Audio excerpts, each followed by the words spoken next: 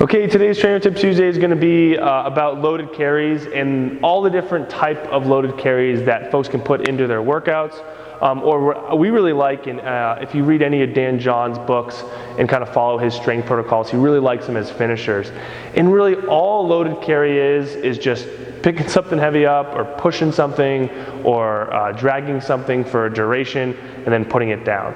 It's basically like training to your next move or helping a buddy move out of their apartment, right? Picking something heavy, moving it, and then putting it down. So a couple of implements you might have in your gym. Again, you don't have to have these if you're doing like home workouts or whatever, but if you're looking for something new in the loaded carry, sled push, right?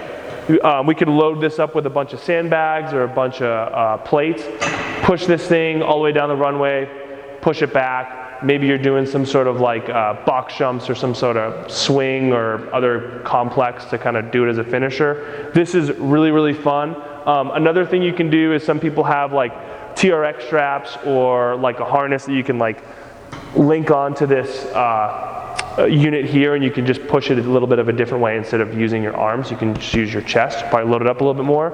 One that I think is actually quite fun and underutilized is just a bear hug of a sandbag.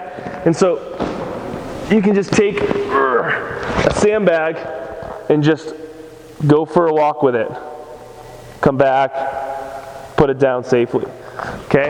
So just kind of picking something up. You're just trying to be as inefficient as possible to kind of ramp up the engine a little bit and then take a rest, do some other exercises, and come back to it. Another thing we love, you've seen these a bunch, I'm sure, in our classes, or a lot of folks will program these, is just farmer carries.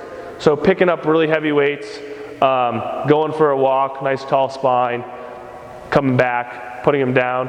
Another one would be a suitcase carry.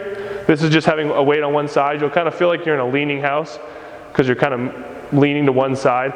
Again, these should feel really hard for whatever lap you're doing. Maybe that's like 45 seconds or 60 seconds, where it's still doable, but by the end you feel like you couldn't do another lap, right?